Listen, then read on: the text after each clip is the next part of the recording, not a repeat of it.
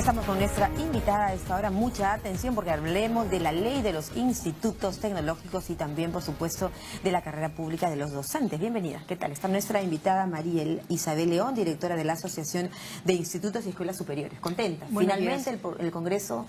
Muy contentas, contentos todos dentro de la asociación. Me imagino que las personas que nos dedicamos a fomentar la educación técnica estamos satisfechos con la aprobación finalmente de esta ley. Estamos esperando que la promulgue el presidente de la República finalmente. En los próximos días, ¿no? Sí. Bueno, hablemos un poco de los cambios que marca y de las mejoras, sobre todo, que marca esta ley que ha sido aprobada en el Congreso de la República por más de 80 votos, ¿no es cierto? Que ha tenido su tiempo, su proceso de espera y que el día de hoy marca además una nueva expectativa para aquellos alumnos de institutos superiores tecnológicos y escuelas superiores de estudio. Así es. Uno de los principales puntos que rescatamos es la modificación de la Ley General de Educación. Ya en el Perú no se va a hablar de que la educación superior, que es el segundo nivel, digamos, de la educación que nosotros tenemos dentro de la ley, va a estar dividido en universidades, institutos y escuelas. Eso queda fuera ya totalmente. Ahora vamos a hablar de la educación superior dividida en pregrado y posgrado. Quiere decir que los institutos, las escuelas y las universidades ofrecemos todos una educación superior, lo cual es muy bueno para poder revalorizar esta educación técnica que ha venido siendo tratada por años como el patito feo, ¿no? Bueno, efectivamente, el espíritu de la ley es que busca la homologación, digamos, ¿no es cierto? Sí, la homologación de las carreras profesionales superiores. Hablemos, por ejemplo, de los grados de bachiller que vamos a poder obtener. Bueno, la novedad que trae esta ley es justamente la introducción de un grado de bachiller técnico. Se crean no solamente los institutos de educación superior, que son aquellos que van a dar carreras de 80 y de 120 créditos, porque ahora la medida, la moneda, digamos, de tránsito ya no va a ser tiempos, semestres, sino créditos. 80 créditos para la carrera, sí, para la carrera que da un título técnico, 120 créditos para una carrera que otorga un grado de bachiller técnico. 120 créditos, da un grado de bachiller técnico que puede conducir al título profesional técnico, y la novedad es la aparición de las escuelas superiores, que son aquellas que van a poder dar un grado de bachiller similar al de la universidad, con 200 créditos de estudio y que, digamos, es como equiparar la cancha, digamos, para que la educación superior no solamente se vea como universitaria y no universitaria, como estuvo tratada por muchos años, sino universitaria, ¿no? Y técnica. Ese grado que se obtiene con 200 créditos es similar al de la universidad. Eso te iba a preguntar, si tú estás en una universidad, y si no estás en una universidad y optaste por un instituto superior o escuela superior, ya no va a medirse, digamos, por los años, sino por los créditos. Exactamente. ¿Son los mismos? Sí, son los mismos.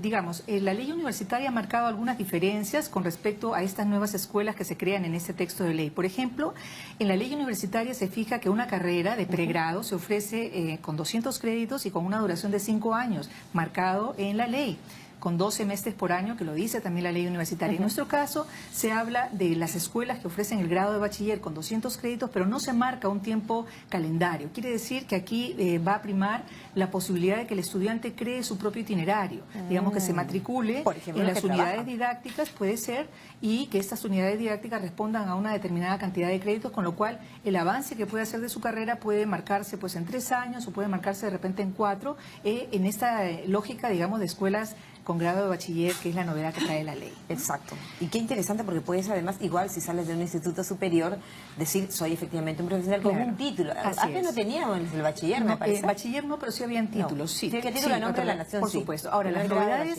novedades y lo bueno que trae esta ley para el sector privado, por ejemplo, es la flexibilización que hemos venido pidiendo desde nuestro gremio hace años. Desde que entró el ministro Saavedra, nosotros le pedíamos que hiciera una flexibilización de la norma porque estábamos sobreregulados. Esta ley trae la facultad de que los institutos privados puedan regular el número de sus alumnos que matriculan de acuerdo a su propia capacidad, crear sus sistemas de admisión, crear sus sistemas de registro de notas que son auditables, digamos, por el ministerio. Ya no hay que mandar papeles y papeles al ministerio, cuidamos los arbolitos, ellos pueden venir a supervisarnos, los títulos los podemos emitir nosotros en base al formato oficial y registrarlos en las instancias oficiales. Todo esto es flexibilización. Qué bueno. En el marco de la flexibilización también que ustedes han pedido, qué interesante ver que no va a haber institutos tugurizados o escuelas superiores tugurizadas, porque imagínate, la población sobrepasa muchas veces la infraestructura de ese local de estudio. Mira, María Jesús, nosotros lamentablemente en la educación técnica tenemos escasa población. Apenas en los institutos públicos, que son 340, hay 110.000 estudiantes en este momento, y en los privados hay una diferencia de 290.000 más o menos. y no es mucho, es poco. Lo que esta ley va a permitir justamente es que la educación tecnológica que se ofrece en institutos y escuelas pueda potenciarse. Yo estoy segura que ahora que se abren las filiales también dentro del texto de la ley, que se fijan, digamos, estándares mínimos para licenciamiento, que nos parece muy positivo, va a poder abrir las puertas a que más entidades y más fondos que están dando vueltas en el mundo y que quieren invertir en educación, lo hagan, no solamente en nuestra capital, sino en todas las provincias a nivel del país. Para marcar una mejora también, sin lugar a duda, María Isabel, tenemos que hablar de la calidad de los docentes. Aquí, ¿cómo se está mirando, de acuerdo a la ley, por ejemplo, el aspecto del pago, el aspecto de la escala remunerativa, claro, ¿no es cierto? Las regulaciones que vienen dentro de este texto de ley son para las instituciones públicas. Se crea este organismo que se llama Educatec, que me parece muy positivo y que va a recibir de parte del Ministerio de Educación el encargo de gestionar todos los institutos tecnológicos que se puedan crear en el país. Ya no van a haber estas ideas, digamos, de que las regiones creaban libremente institutos sin ningún tipo de estudio de sustento. Ahora tiene que canalizarse a través de Educatec. Ahora, la observación que yo sigo manteniendo y que me parece que hubiera sido más saludable es que dentro de Educatec se hubieran mandado también los institutos pedagógicos públicos y los artísticos. Yo sé que cada uno tiene una forma de trabajo distinta o un fin o un objetivo distinto, pero lo saludable hubiera sido que este organismo que se está creando público, que se llama Educatec, hubiera recibido el encargo de albergar y de administrar todos los institutos superiores públicos que existieran en el país. No lo está haciendo, está dejando parte de esta responsabilidad al Ministerio. Directamente ellos van a estar directamente al Ministerio, o seguirán en todo caso. Exacto, el Ministerio va a seguir viendo el tema de autorización de pedagógicos en comunicación con las regionales y le dejan a Educatec la libertad, digamos, de crear y supervisar los institutos públicos. Te hablaba de un aspecto que me parece fundamental también, María Isabel, es el tema del docente, ¿no? Así como la ley universitaria ha marcado algunos requisitos importantes, como que el rector sea un doctor, tenga doctorado y todo aquello. ¿Cómo es que se maneja este esquema con los docentes y el tema del sueldo con los magistrados? Claro, ¿no? Bueno, la ley trae los requisitos tanto para los directores, que es algo que está en la Constitución, pide grado de magíster para aquellos que van a trabajar como directores de institutos técnicos y grado de doctor para las escuelas, similar a la universidad. Para los docentes también trae el requisito de que tengan su título profesional o su grado de magíster. Ahí no hay ningún problema. Lo que esta ley trae es el régimen del docente público de la educación superior, cosa que no había, que estaba pendiente, que quedó pendiente en realidad de la aprobación de la ley anterior en el año 2009, jamás se hizo. Los docentes de institutos públicos estaban mal pagados y con esta ley... ¿Ganando cuánto? Ganaban pues entre 1.300, 1.500 soles. No se les puede exigir un nivel de competitividad o de preparación que esté de acuerdo a una educación superior. Esta ley ha replicado de alguna manera la ley de reforma magisterial que está siendo aplicada a los docentes de la educación básica y crea un sistema de transitabilidad, un sistema de escalas para la educación técnica en el sector público, crea 5 niveles, para las escuelas crea 4 y introduce el concepto de la RIM que hay en la remuneración integral mensual. Acá se llama RIMS, remuneración integral mensual superior, que es un factor que se multiplica por el número de horas trabajadas. Es casi la unidad de medida. Sí, así es. Entonces, esto lo tiene que fijar en un decreto supremo el Ministerio de Economía todavía, en conjunto con el Ministerio de Educación. ¿Qué va a pasar eso? Yo creo que el ministro Saavedra ha estado trabajando este texto de la ley y en paralelo ha estado trabajando, adelantándose el tema de los reglamentos. De hecho, el año pasado ya habían soltado varios decretos y varias resoluciones que iban en el camino de toda la flexibilización que esta ley trae. Así que yo supongo que va a ser muy rápido el proceso. Nosotros definitivamente vamos a esperar la reglamentación porque eso va a permitir tener con claridad cuáles son los caminos y las vías para cada una de las flexibilizaciones que hemos recibido dentro de esta nueva ley. Y hay algunas personas que quizás han tenido ahí algunas críticas en el sentido de que se modifica el espíritu de esta ley, de la reforma que eres uno. El señor Daniel Mora, por ejemplo, gran impulsor de los cambios en la ley universitaria, señalaba que estas pequeñas cosas o cambios no modifican en el fondo el espíritu de la norma, ¿no?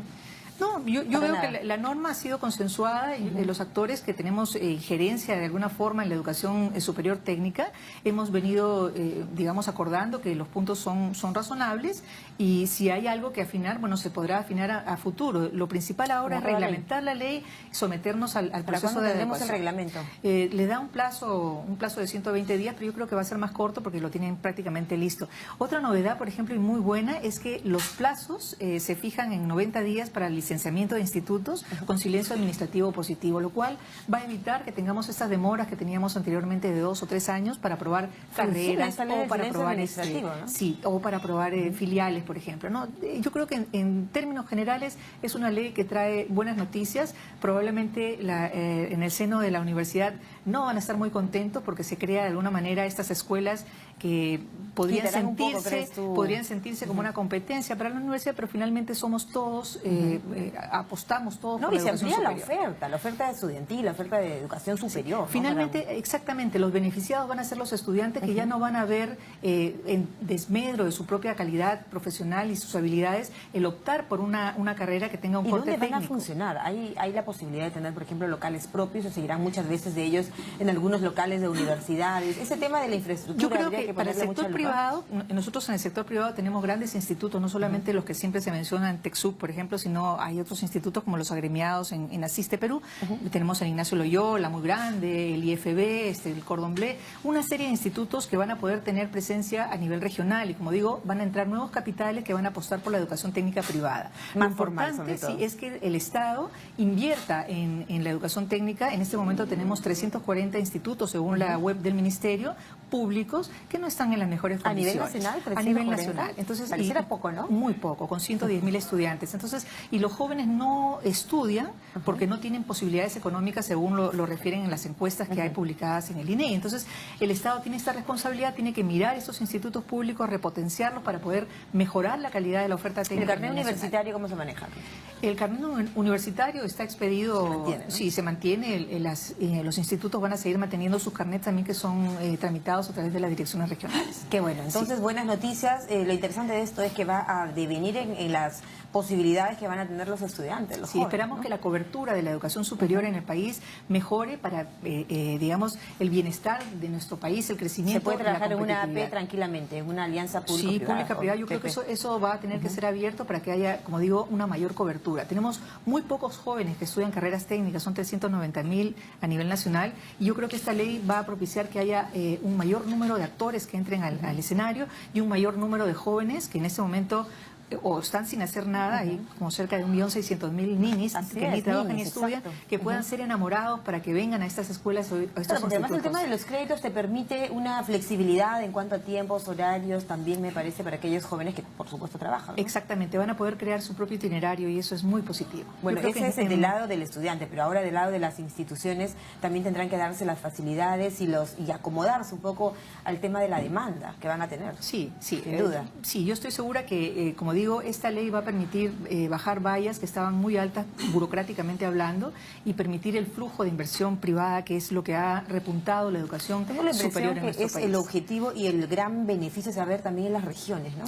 Sí, al permitirse las filiales, que era un punto, digamos, que no podíamos trabajar. Muchas veces me preguntaban por qué las instituciones privadas no resuelven el problema de la oferta y de la demanda que hay a nivel de provincias, por qué no hay instituciones privadas que estén trabajando temas, por ejemplo, de minería o temas de agricultura, y la respuesta era muy simple: no se permiten las filiales, tendríamos que ir a las provincias a crear la institución de cero, y eso era un absurdo. Entonces, con esta ley se flexibiliza, y va a poder una institución seria que ya funcione, por ejemplo en Lima, que tenga ya una acreditación, además otorgada por el Estado, va a poder tener presencia en todas las regiones del país. Además, esto va a ser muy esto se puede mirar como un tema de costo-beneficio a las empresas propias de la región, porque tendrás que formar en carreras diferentes. En Arequipa no será la misma necesidad de técnicos que se requieren en la selva, por ejemplo, o en el norte o en el sur, ¿no? Habría que mirarlo desde el punto de vista también de la necesidad regional. Sí, la ley permite además las alianzas con el sector productivo, que es algo muy positivo. Y otro punto, por ejemplo, que también tengo que rescatar es que la ley contempla las experiencias